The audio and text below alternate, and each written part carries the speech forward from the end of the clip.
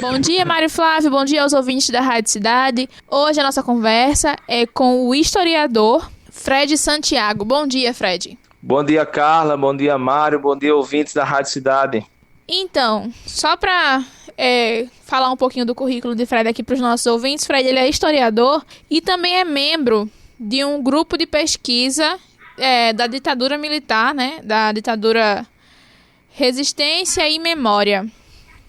Então, Fred, a nossa conversa hoje é por causa de um texto, né, que você publicou no blog do Mário Flávio, falando um pouquinho sobre o histórico, vamos dizer, um pouco duvidoso dos militares durante a ditadura.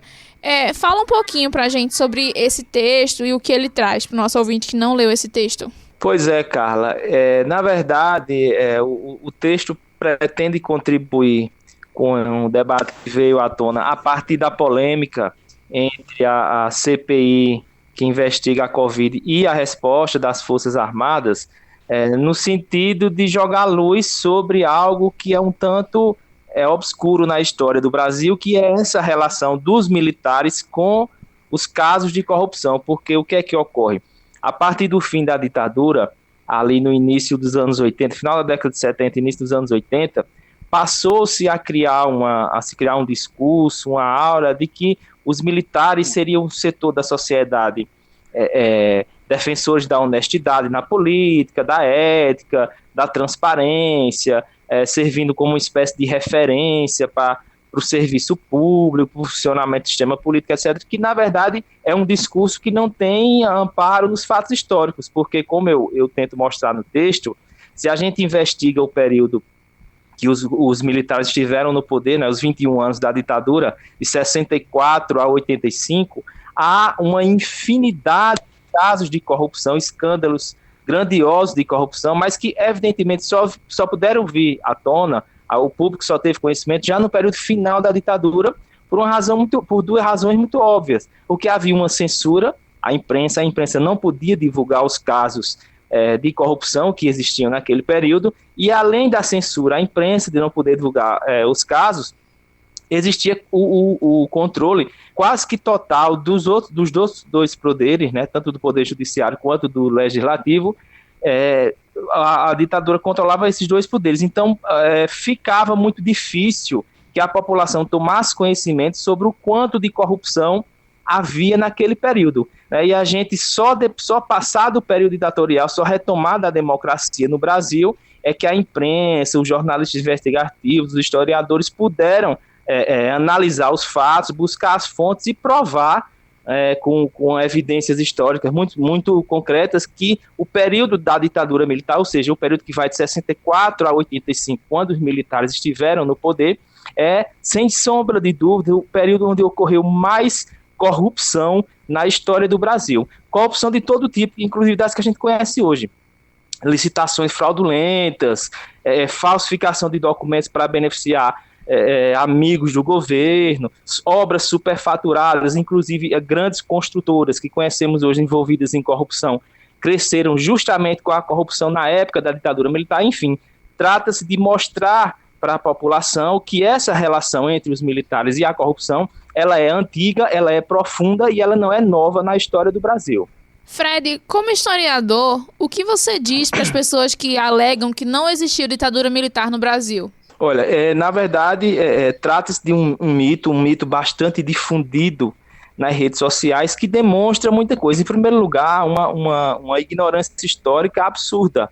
Nós tivemos uma das ditaduras mais violentas da América Latina. Nós tivemos cassação de mandatos, nós tivemos censura de várias maneiras, a imprensa, a população em geral. Nós tivemos o cancelamento, o anulamento do direito de greve, a liberdade de expressão foi cerceada, centenas de pessoas foram presas, torturadas, mortas, enfim, nós passamos 21 anos, nesses 21 anos, evidentemente, que o grau de repressão da ditadura ele foi menor ou maior de acordo com diversas circunstâncias históricas, mas que, do ponto de vista das evidências históricas, do ponto de vista das pesquisas já desenvolvidas, e nós temos boas pesquisas no Brasil e no mundo até sobre essa temática da ditadura brasileira, não há a menor dúvida de que nós tivemos sim uma ditadura durante os 21 anos, e uma ditadura que, inclusive, quando encerrou-se, quando ela degringolou no final dos anos 70, ela trouxe uma herança terrível para o Brasil.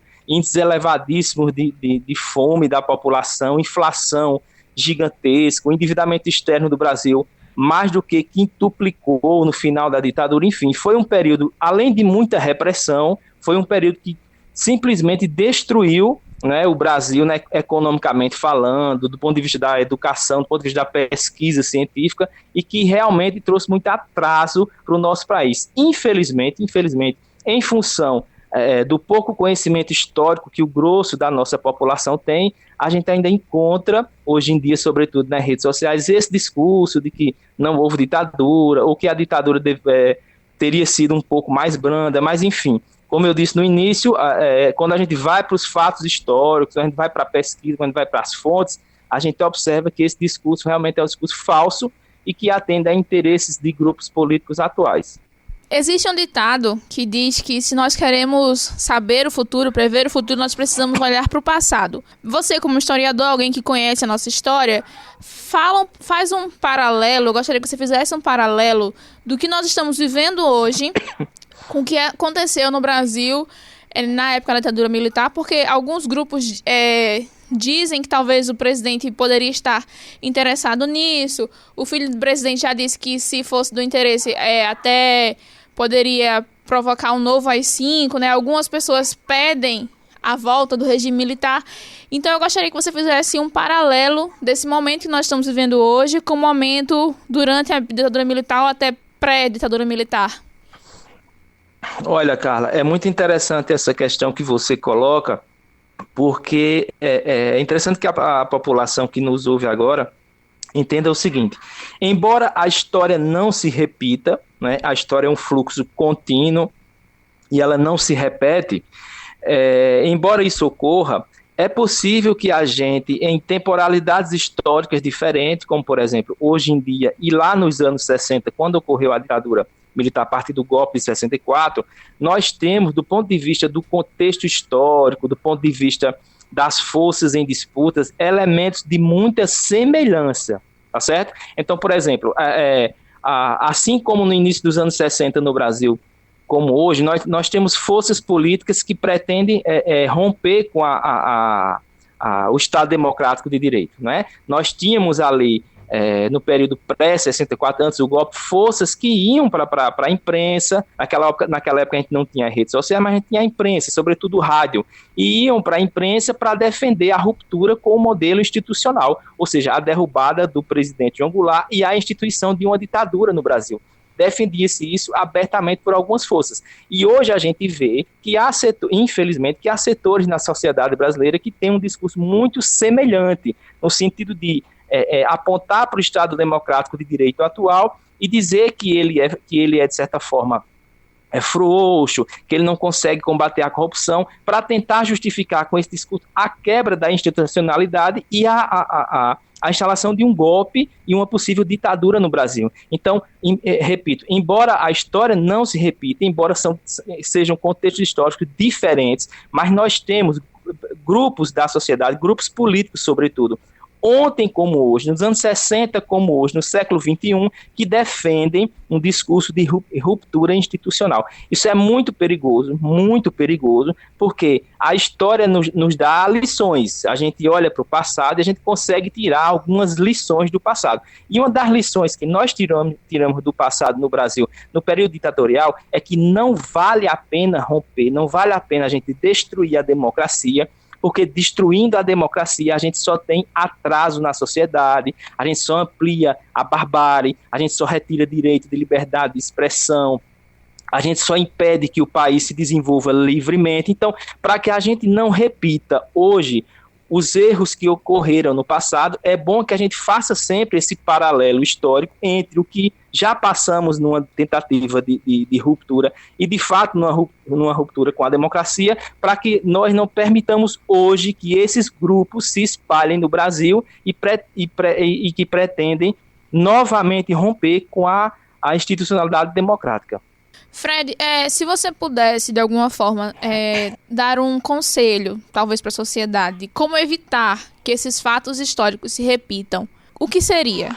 Olha, em todas as experiências de ruptura institucional com implantação de golpes e ditaduras, o que ocorreu muito foi que aqueles setores da população que eram contrários à ditadura, que eram contrários ao golpe, em algum momento se calaram, se omitiram. Então, esse é um erro que nós não podemos cometer mais.